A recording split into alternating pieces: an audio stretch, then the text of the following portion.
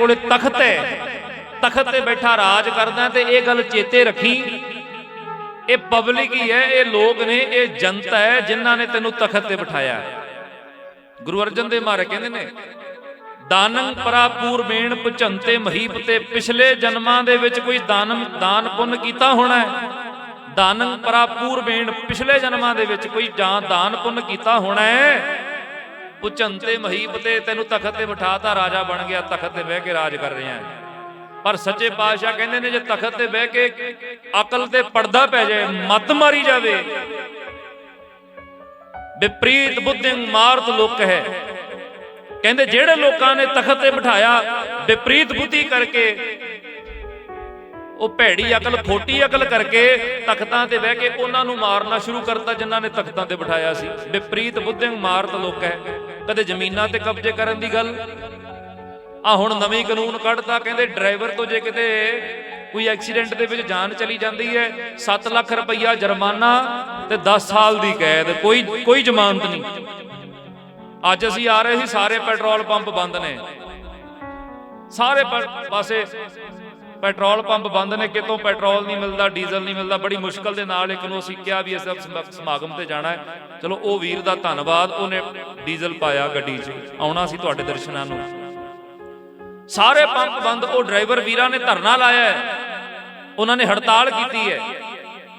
हुण वेखो कोई वीर ड्राइवरी करता है, जेड़ा कोई दिन रात ट्रकां ते घुमदा है, हुण पिछों कईयां कोले ते अपने ट्रक ने, आप चलाते ने, कई बेचारे बस ड्राइवरी करते हैं, उन्होंने तनख्वाह ते रखिया 15-20 हज़ार मसा ही मिल तनख्वाह।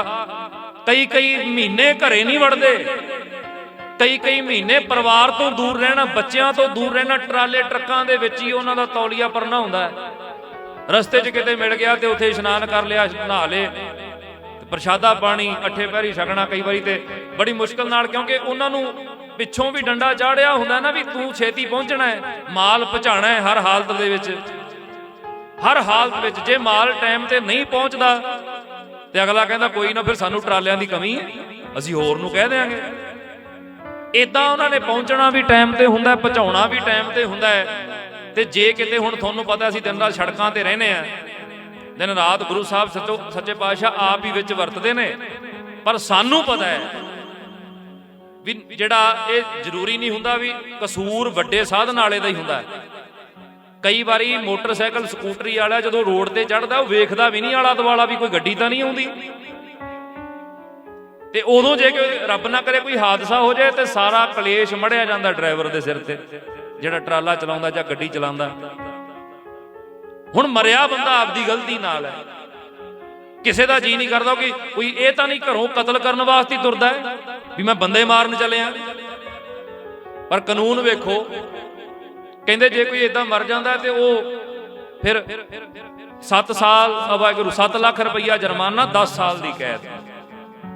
ते मैं सुन के हैरान होया, मैनूं ये सुनिया अज मैं कहे तो भी इदां दा कानून कोई बनाया है ते की होया। मैं ये बेनती करांगा, जे तख्त ते बैठ गए हैं, जे तख्त ते बह के तेनू तख्तां ते बिठाता, आ लोकां ने बिठाया जिन्हां दे खून दे प्यासे। हुण ड्राइवर कोई 7 लाख रुपया जुर्माना भर दू, जे इन्ना पैसा ड्राइवरां कोले होवे दिन रात सड़कां ते क्यों रहण।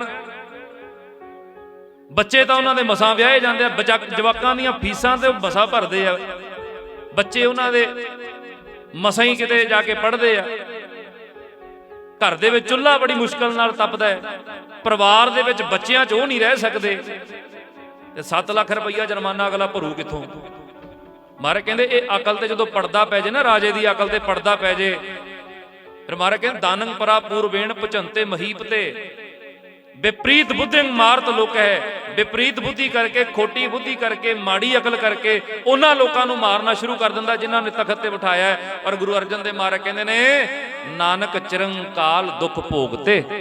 इहो ਜਿਹੇ ਜਿਹੜੇ ਬੰਦੇ ਹੁੰਦੇ ਆ ਨਾ, ਉਹਨਾਂ ਨੂੰ ਬਹੁਤ ਲੰਮਾ ਸਮਾਂ ਦੁੱਖ ਭੋਗਣਾ ਪੈਂਦਾ। ਆਖੋ ਸਤਨਾਮ। ਇਸ ਕਰਕੇ ਕਦੇ ਨਾ ਹੰਕਾਰ ਚਾਹੀਏ ਵੀ ਸਾਡੇ ਕੋਲ ਰਾਜ ਭਾਗ ਹੈ। ਇੱਥੇ ਰਾਜ ਭਾਗ ਔਰੰਗਜ਼ੇਬ ਵਰਗੇ ਨਹੀਂ ਰਹੇ, ਉਹ ਵੱਡੇ ਵੱਡੇ ਜਿਹੜੇ